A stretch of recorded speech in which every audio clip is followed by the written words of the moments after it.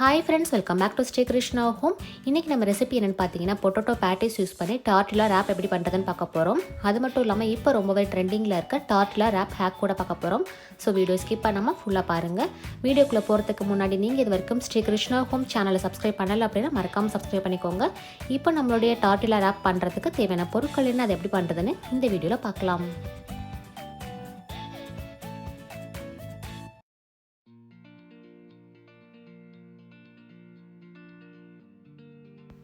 First நான் டார்ட்டிலா பண்ணுறதுக்காக ஒரு மிக்சிங் பவுல் எடுத்திருக்கேன். அதில் 1 கப் மைதா மாவு ஆட் பண்ணிக்கலாம். உப்பு தேவையான அளவு, 1 டேபிள் ஸ்பூன் குக்கிங் ஆயில். இப்போ மாவோட எண்ணெய் சேர்கிற மாதிரி நல்லா மிக்ஸ் பண்ணிக்கணும்.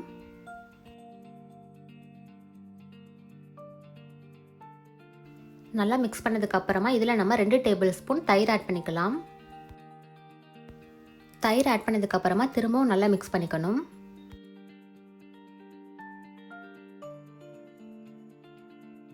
இப்போ இந்த மாவோட கொஞ்சம் கொஞ்சமாக தண்ணி ஆட் பண்ணி நல்லா சாஃப்டான மாவாக பிசைஞ்சுக்கணும்.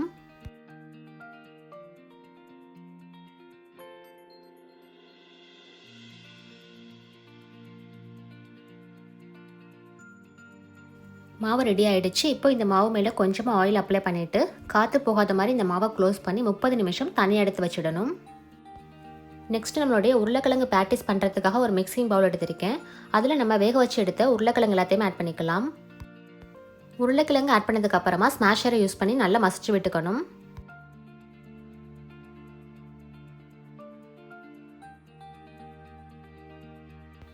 உருளைக்கிழங்கு நல்லா மசிச்சு விட்டாச்சு. இப்போ இதில் நம்ம மசாலா பொருள் எல்லாத்தையுமே ஆட் பண்ணிக்கலாம். வேக வச்ச ஸ்வீட் கார்ன் 1/4 கப், வேக வச்ச பச்சை பட்டாணி 1/4 கப், உப்பு தேவையான அளவு, மிளகாய்த்தூள் 1 டீஸ்பூன், உங்களுடைய காரத்துக்கு ஏற்ற மாதிரி நீங்கள் ஆட் பண்ணிக்கலாம். சாட் மசாலா 1 டீஸ்பூன், கரம் மசாலா 1 டீஸ்பூன், மஞ்சள் தூள் 1/4 டீஸ்பூன், இஞ்சி பூண்டு விழுது 1 tablespoon, bread crumbs 1/4 cup add பண்ணிக்கிறேன். உங்கள்கிட்ட பிரெட் கிரம்ஸ் இல்லை அப்படின்னா அதுக்கு பதிலாக நீங்கள் அரிசி மாவு இல்லை கார்ன்ஃப்ளவர் மாவு கூட ஆட் பண்ணிக்கலாம். இப்போ எல்லா பொருளையுமே ஒன்றோட ஒன்று சேர்கிற மாதிரி நல்லா மிக்ஸ் பண்ணிக்கணும்.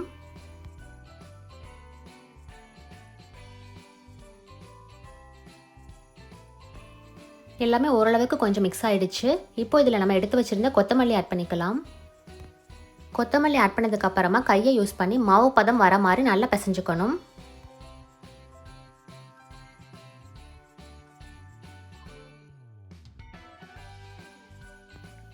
இப்போ நமக்கு நல்ல மாவு பதம் வந்துருச்சு. நம்மளுடைய உருளைக்கிழங்கு பேட்டிஸ் பண்ணுறதுக்கு ஸ்டார்ட் பண்ணலாம். உருளைக்கிழங்கு பேட்டிஸ் பண்ணுறதுக்கு முன்னாடி கையில் கொஞ்சமாக ஆயில் அப்ளை பண்ணிவிட்டு நமக்கு பேட்டிஸ் எந்த சைஸில் வேணுமோ அதுக்கேற்ற மாதிரி உருளைக்கிழங்கு மிக்ஸ் எடுத்துக்கணும்.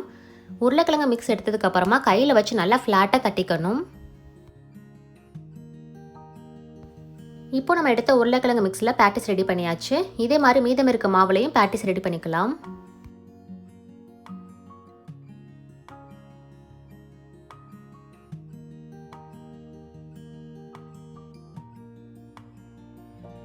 இப்போ நம்மளுடைய உருளைக்கிழங்கு பேட்டிஸ் ரெடியாக இருக்குது. இதை நம்ம இப்போ ஷாலோ ஃப்ரை பண்ண போகிறோம்.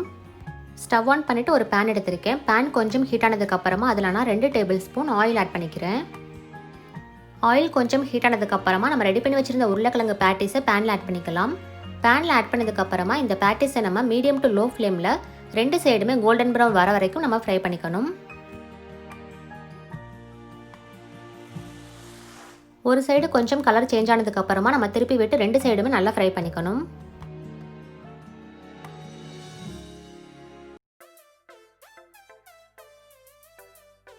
இப்போ நம்மளுடைய பேட்டிஸ் பார்த்தீங்கன்னா 2 சைடுமே நல்லா ஃப்ரை ஆகிடுச்சு. ஸ்டவ் ஆஃப் பண்ணிவிட்டு தனியாக எடுத்து வச்சுக்கலாம். நெக்ஸ்ட்டு நம்மளுடைய டார்ட்டிலா எப்படி பண்ணுறதுன்னு பார்க்கலாம். 30 நிமிஷத்துக்கு அப்புறமா மாவை வெளியில் எடுத்திருக்கேன். மாவு நல்லா ஊறி இருக்குது. இப்போ இந்த மாவை நம்ம 4ஆக பிரிச்சுக்கணும். இப்போ நம்மளுடைய மாவை ரோல் பண்ண ஆரம்பிக்கலாம். ஒட்டாமல் இருக்கிறதுக்காக கொஞ்சமாக மைதா மாவை ஆட் பண்ணிக்கிறேன். இப்போ இந்த மாவை நம்ம எந்த அளவுக்கு தின்னான ஷீட்டாக ரெடி பண்ண முடியுமோ அந்த அளவுக்கு தின்னா தேய்ச்சிக்கணும்.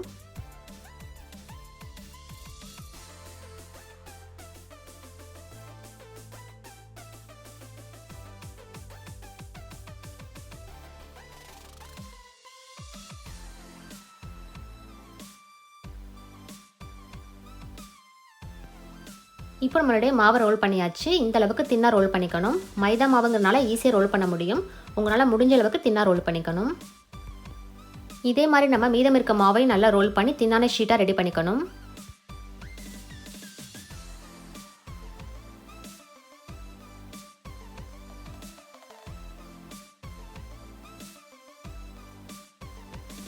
டார்ட்டிலா ஷீட் எல்லாமே ரெடி ஆகிடுச்சு. இப்போ இதை நம்ம தோசை தவாவில் போட்டு எடுக்கணும்.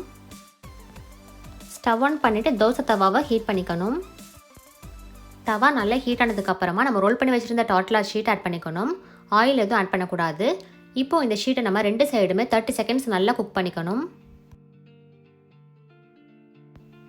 ஷீட் மேலே இந்த மாதிரி சின்ன பபிள்ஸ் வர ஆரம்பிக்கும் போது நம்ம தவாலேருந்து ரிமூவ் பண்ணிடணும். இதே மாதிரி மீதம் இருக்க ஷீட்டையும் நம்ம குக் பண்ணி எடுத்துக்கலாம்.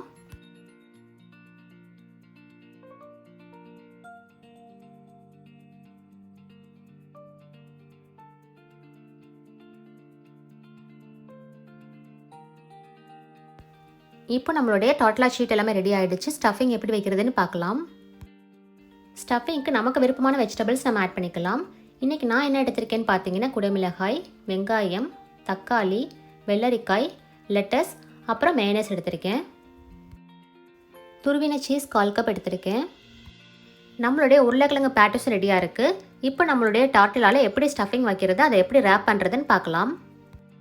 நம்ம ரெடி பண்ணி வச்சுருந்த டார்ட்டிலா ஷீட் ஒன்று எடுத்துக்கிறேன். அதை சென்டரில் இந்த மாதிரி கட் பண்ணிக்கணும். அப்போ தான் ரேப் பண்ணுறதுக்கு ஈஸியாக இருக்கும். இப்போது இந்த ஷீட்டை நம்ம 4 போர்ஷனாக பிரிச்சுட்டு ஒரு போர்ஷன்லேயும் நம்மளுடைய ஸ்டஃபிங்கை வைக்கணும். ஃபஸ்ட்டு நம்ம ரெடி பண்ணி வச்சுருந்த உருளைக்கிழங்கு பேட்டிஸை நான் ஆட் பண்ணிக்கிறேன். நெக்ஸ்ட் நம்மளோட மேயனஸ் ஆட் பண்ணிக்கணும். மேயனஸில் நான் 1 tablespoon chilli sauce add பண்ணி நல்லா மிக்ஸ் பண்ணிக்கிறேன். இதை இப்போ நம்ம ஷீட்டில் ஆட் பண்ணிக்கலாம். மேயனஸ்க்கு பதிலாக நீங்கள் நல்லா ஸ்பைஸியாக வேணும்னா ஷெஸ்வான் சாஸ் ஆட் பண்ணிக்கலாம். இல்லைனா கிட்ஸுக்கு பிடிச்ச மாதிரி டொமேட்டோ கெச்சப் கூட ஆட் பண்ணிக்கலாம். நெக்ஸ்ட் போர்ஷனில் நம்மளோட வெஜிடபிள்ஸ் எல்லாத்தையுமே ஆட் பண்ணிக்கலாம்.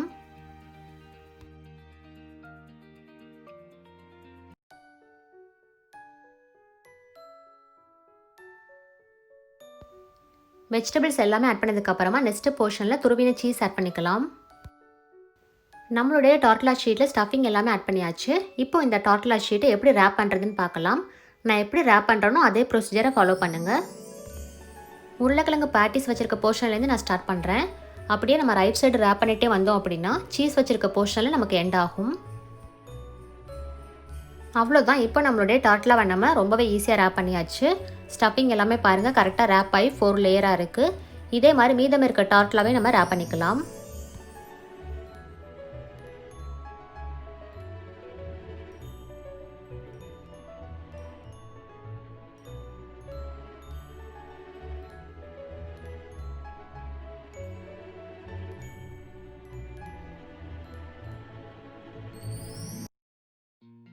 இப்போ நம்மளுடைய 4 டார்ட்டிலாவுமே நம்ம ரேப் பண்ணியாச்சு. இது எப்படி நம்ம டோஸ்ட் பண்ணுறதுன்னு பார்க்கலாம்.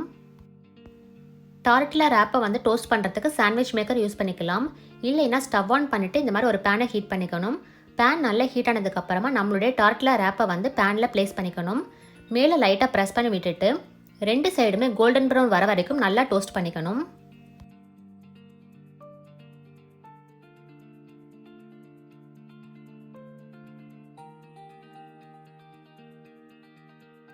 இப்போ நம்மளுடைய டார்ட்டிலா ரேப் பார்த்தீங்கன்னா 2 சைடுமே நல்லா டோஸ்ட் ஆகிடுச்சு. இதை நம்ம பேன்லேருந்து ரிமூவ் பண்ணிடலாம். இதே மாதிரி மீதம் இருக்க எல்லாத்தையுமே நல்லா டோஸ்ட் பண்ணி எடுத்துக்கணும். ஸோ இப்போ நம்மளுடைய டார்ட்டிலா ரேப் எல்லாமே ரெடி ஆகிடுச்சு.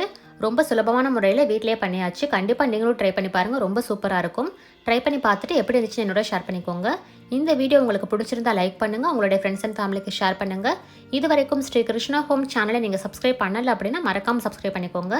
அதே மாதிரி பக்கத்தில் இருக்க பெல் ஐகானை கூட கிளிக் பண்ணிக்கோங்க. அப்போ தான் நான் வீடியோஸ் போடும்போது உங்களுக்கு நோட்டிஃபிகேஷன் வரும். இதே மாதிரி இன்னொரு வீடியோவில் சந்திக்கலாம். தேங்க்ஸ் ஃபார் வாட்சிங்.